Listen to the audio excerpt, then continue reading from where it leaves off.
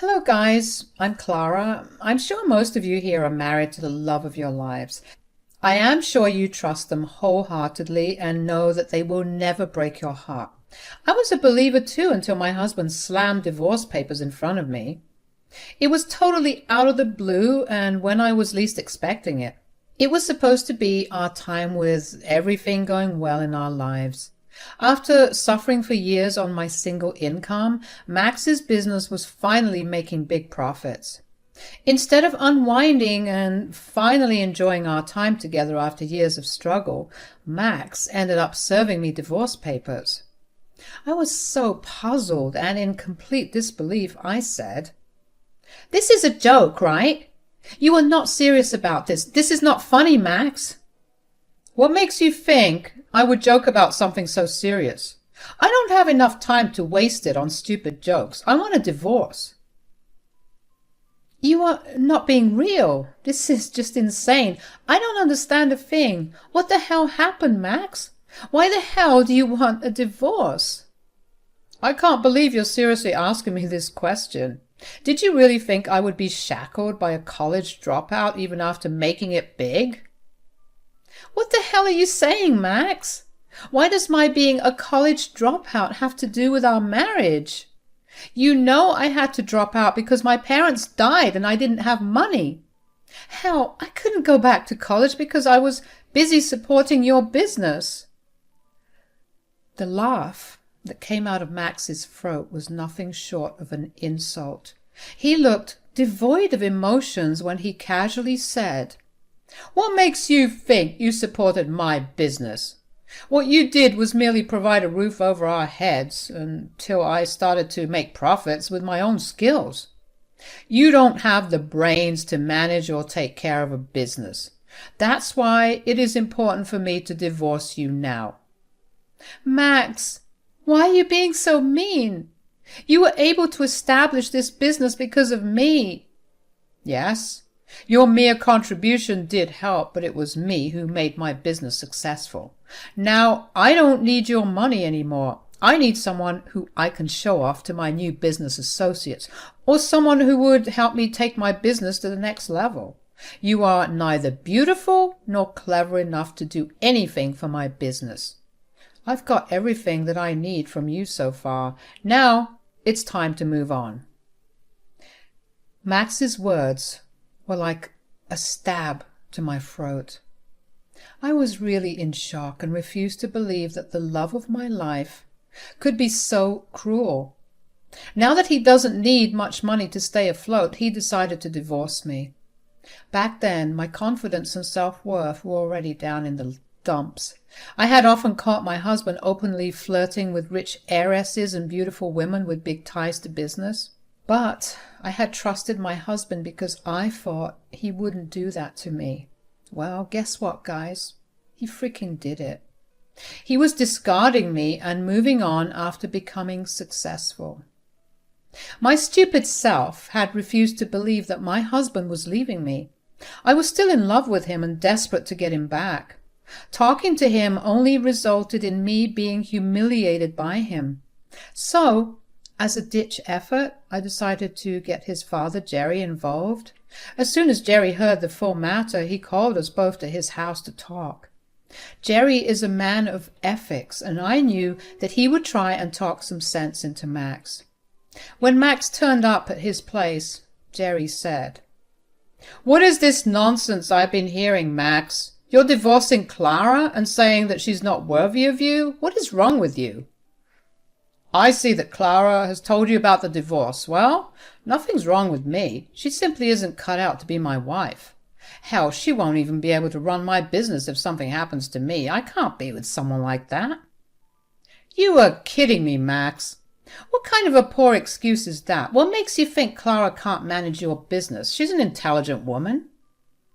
"Dad, please. She doesn't even have a college degree.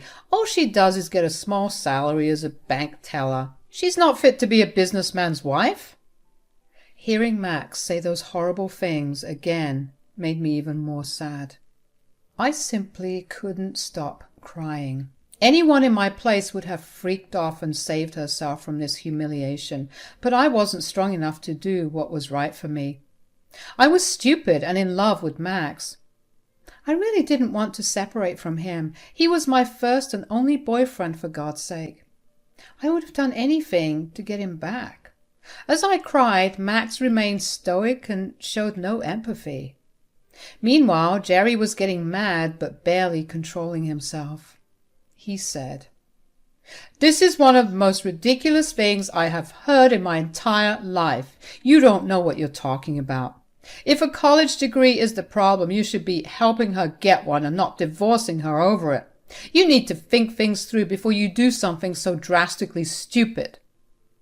"My decision is final, Dad. I've already sacrificed a good part of my youth in pursuing a dumb woman who can't even get a good job. There's no way I'm wasting any more time or money on Clara. It's time I move on and marry someone worthy of being a business owner's wife." "I see, son. I can't force you to do the right thing, but I know that you're making a big mistake, son. Mark my words, one day your decision will come back to bite you in your butt. When that day comes, I won't be there to help you either." "You won't have to, Dad. I'm confident in my decision. I won't regret it ever. There's no way in my universe that I'll ever need Clara's help. I know what I'm doing, Dad." By the time Max said that, I had stopped crying. The reality was dawning on me. There was no way Max would ever stay married to me. He hated me and wanted to get rid of me. I wasn't good enough for him. Even his father couldn't change his mind. At that point, I didn't think I wanted him to change his mind either. I simply walked out with Jerry and left. Jerry gave me a few days to recoup and think things through on my end. He actively encouraged me to get divorced from Max and told me that it was for the best. I fought for days and didn't know what to do. When the initial sadness wore off, Max's insults were starting to hit my soul. But instead of making me sad, it made me freaking angry.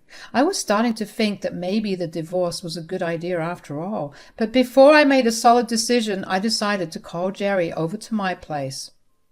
When he arrived, I said, "Jerry, I know you want me to divorce Max right away." "Yes, Clara, that's exactly what I want you to do." "But why, Jerry? Don't you want me to be with your son? I thought you didn't agree with his decision to divorce." "Clara, I still don't agree with Max's decision for a divorce. He's being a dumb idiot. Honestly, I think I failed to raise him right. I never wanted him to divorce you, but seeing his behavior towards you, I want you to divorce him. He isn't worthy of you." Jerry's words shocked me. After years of being an orphan, I finally felt like I had some sort of guardian in my life. I did consider Jerry as my own father, but I never knew Jerry felt that same way about me. His words brought tears to my eyes. I said, "Jerry, do you really mean that? You don't think I'm a failure like your son does?" "Like I said, Clara, my son is an idiot. You are one of the most intelligent women I know, and you are also like my own daughter. That's why I want you to get rid of my stupid son and show him how wrong he is." "I never thought that we would get divorced. I gave him everything. I loved him so much." "And he didn't know how to value that love. I don't want you to stay where you are not wanted, Clara. You have more self-respect than that. You can do much better than my son. Don't draw yourself back by fighting this divorce. There are better things out there for you." After Jerry left, I thought hard about what he said. It was true that I no longer wanted to stay where I wasn't valued. Yes, divorce still scared me, but it was necessary. To be honest, there was another driving force behind my decision to seek mutual divorce.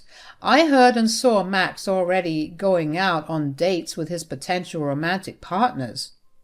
He was actually openly cheating on me now. After all this, there was no way I would stay with him, so I called him up and asked for a mutual divorce. On the day the final papers were signed, Jerry was present. He was there on my side. I saw that it bothered Max, but he didn't comment. However, he did have some cheeky words for me after everything was finalized. He said, "I'm glad you came to your senses and didn't contest the divorce. It would have been a waste of money. Not that you have much money anyway. You don't have to worry about how much money I have, Max. I suggest you worry about yourself. I have a stable job while your business is prone to facing hurdles. Oh, Clara, you don't have to worry your dumb head about my business. Unlike you, I have the intelligence to manage a big business. I won't ever need your help or advice for that. You better start worrying about your own finances. Don't worry, Max, I already have. Only time will tell where we end up. May your overconfidence not betray you. As I left my old life behind that day, I made a promise to myself. When I have the chance, I will get my revenge, but it will be a long time before I do that. Before showing Max exactly what a big mistake he had made, I had a few things to accomplish. And I started off with getting a college degree. You may wonder how I managed to rejoin college with almost no savings and no alimony. Yes, I refused alimony because, well, I didn't want his dirty money. Anyway, I truly didn't have enough to pay for college degree, but Jerry was the one who helped. He randomly showed up a few days before my divorce was finalized and said, "I see that you're not taking alimony and not contesting the divorce." Yes, Jerry, it's not like I have tons of money to fight a lengthy court battle anyway. It's easier to cut ties this way. I agree with your decision, Clara. Still, I think you should have taken the alimony, although you may not need it in the future anyway. Have you ever thought about getting a college degree? I won't lie, but yes, I have. Unfortunately, I can't afford it. I don't think I will ever get that chance. Maybe someday when I'm fit to take a big loan. Why would you take a big loan when you have me? Go ahead and apply to your college. I will pay your tuition. I was pretty surprised by Jerry's generosity. I had no idea that Jerry seriously wanted me to excel and achieve my dreams. Hell, my own husband hadn't offered me a deal like this even after earning so much money. Here was Jerry giving me a once-in-a-lifetime opportunity that would change my world. My voice trembled as I said, "Seriously, Jerry? You would do that for me?" "But why?" "I've been telling you for a while now, Clara. I see you as my own daughter. I promised your father that I would take care of you. I'm doing just that. I may not have a lot of wealth like my son, but I do have some money. I want to invest that into your college education." "You would do that for me? But Max wouldn't like that at all. He may stop talking to you and see this as a betrayal." "Well, it won't be as big of a betrayal as his. It's time he needs to learn his lesson. This is the money I've been talking about, Clara. He doesn't need to know or get a say in what I do with it." "I don't know what to say, Jerry. This is a lot. I don't want you to sacrifice for me." "It won't be a problem for me, Clara. Think things through after the divorce. You have time. You can consider it an interest-free loan that you can pay back. I know you have a lot of potential. Don't let it go to waste." I had plenty of time to think about Jerry's words. He was putting a very generous offer on the table. Anyone in my place would have jumped at the opportunity, but I was a little skeptical. After my now ex-husband Max mercilessly destroyed my confidence in myself, I was afraid of letting down Jerry. But as the divorce proceeded, I joined therapy and got some of it back. I promised myself that I wouldn't let Jerry down, and I needed to do this for me. So as the divorce was finalized, I took up Jerry's offer. I had told him, "I'm accepting your kindness, but I do have a condition." "Tell me, Clara, what is it?" "I promised myself that I would return this money when I made enough. I will only accept your help if you promise to take back the money when I can give it to you." "Oh, God, you knew I wouldn't have taken the money back. You know me so well, Clara. I hate taking money from you, and I consider this a gift. But if it eases your mind, I promise I won't turn it down." "Thank you, Jerry. I don't know how to thank you." Years passed since I divorced Max. Since then, he happily moved on and married a trophy wife within a year. It was bizarre, and it did hurt me, but I had Jerry supporting me through it. He even boycotted the wedding, and so did a lot of family members. Max was a little annoyed, but he was too deep in the fog to notice the damage he was doing. He also knew that Jerry kept in touch with me but didn't know about my life. Jerry didn't share much, and Max simply considered me too insignificant to care about. That was what I deserved for blindly loving a piece of shit. So life goes on, but my need for a little revenge doesn't go away. As people say, living your best life is the best revenge. Well, my life was certainly at its peak after I left Max. I completed my college degree in finance and immediately landed a managerial position at a prestigious bank. My grades and my previous work experience did come in handy. I was hired and given a pretty good salary. I actually managed to pay off the college fund that Jerry had put together for me. It did take some time, but I paid him back like I had promised myself. While things were looking up for me, Max's life was entirely different. His business started to go downhill after he made a series of bad decisions and investments. He also stupidly had a very large wedding to show off his wealth, but that money should have been preserved for other situations. Max was so sure of his capabilities as a businessman that he risked it all, and whatever was left was gone funding his rich lifestyle. As a result, his business suffered, and he was desperately looking for capital to save it. He tried his best by taking loans and all, but those didn't help either. So he was stuck in a rabbit hole of debt and had no money. In the end, when Max had no other place to go to, guess where he turned to? Yes, the bank, and most importantly, my bank. My loan officer presented me with the papers and told me what I thought about it. I carefully studied the papers and smiled. That night, when I was visiting Jerry, Max showed up. We were both a little surprised to see each other, but he quickly masked his surprise with disdain. He said, "Ah, I see that you're trying to live off my dad now, Clara. Gold diggers can be so predictable. You knew my dad had a soft spot for you, and now you're trying to take his money by acting all friendly."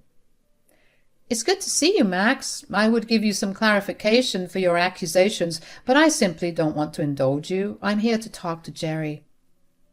"Dad, you must be stupid to let this woman stay in your life. You need to wise up before she starts to regularly ask you to fund her life. God knows how much you've already given her."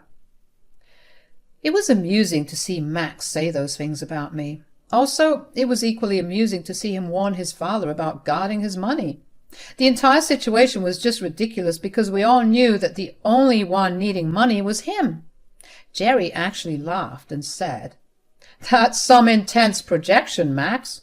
Are you salty that I refused to lend you money to save your business? Well, I did warn you about it years ago." "I'm sure he has forgotten it all, Jerry. He has always been so sure of himself. Looks like it has come to bite him back in the butt. Instead of worrying about your dad's money, you should worry about your business more, Max."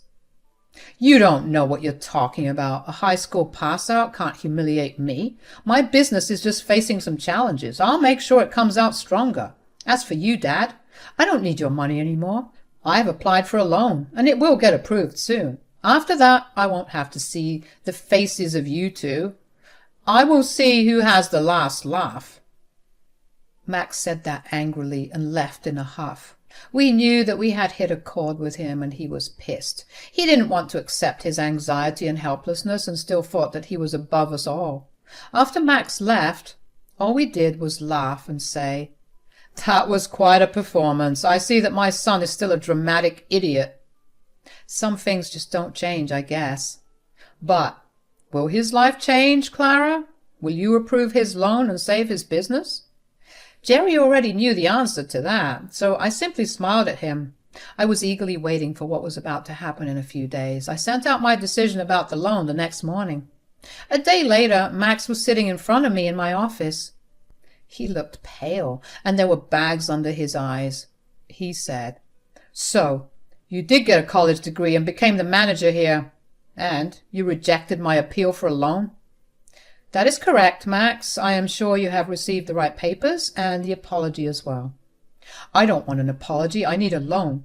You can't just reject my loan just because I left you. I will sue you." I simply laughed at Max. He thought that I would put in so much effort to intentionally reject his application. But I was never unprofessional, and Max didn't deserve like 2 seconds of my time.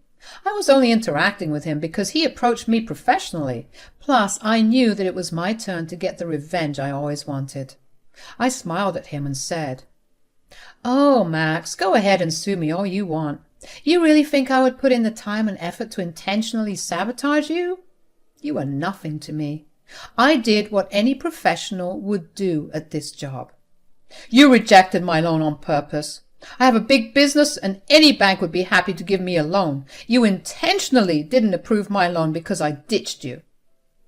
You must be a special kind of delusional, Max. Everyone knows that your business is about to die. The fact that your credit score is one of the lowest we have seen in a while also helped me make the decision. Hell, even my loan officers were baffled as to why you thought we would approve such a big loan so easily. Max looked like I had struck a nerve again. He was angry, but I could also see that hint of desperation on his face. He was about to make strange accusations at me again, but changed his mind. Instead, he suddenly turned a little desperate. He said, "Look, whatever happened between us is in the past. You are now in a good position and can help me. Please, just give me one chance. I really need this loan." "Really, Max? I thought you were a good business, or at least that's what you had always claimed to be. How can one rejection for a loan make you so desperate?"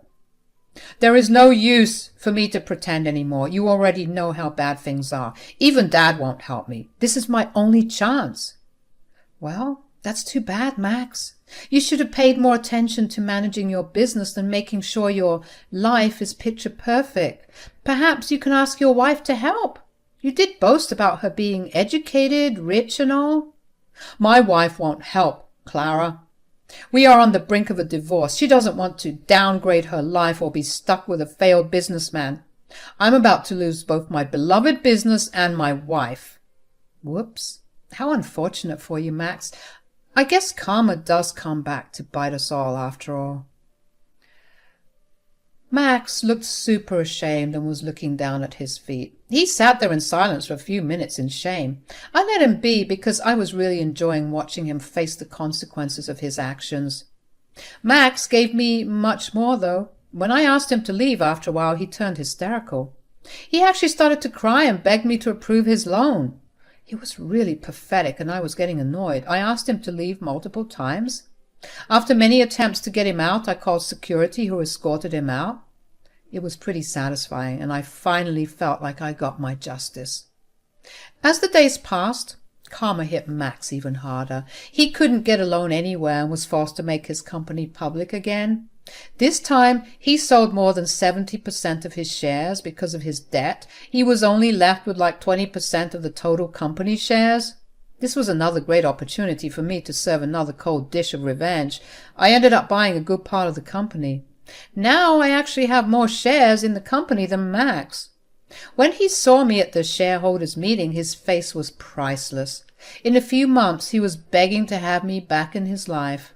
By then, his wife had already filed for divorce and his dad had cut him off completely, so he was forced to beg me for a chance to have some semblance of the old life he had. Suffice it to say, I rejected him. It's been 2 years since it happened, and I must say that I am doing pretty well for myself. I'm actually engaged now and waiting to have a fall wedding in a year or two. Jerry and I are still close and talk regularly. He will be walking me down the aisle when I get married again. He and Max are still not talking. Max has been divorced and unable to be in any stable relationship. He did get his spending habits under control, but he's apparently unsatisfied with the life he's leading. He did beg me to take him back, but it will be a cold day in hell before that happens.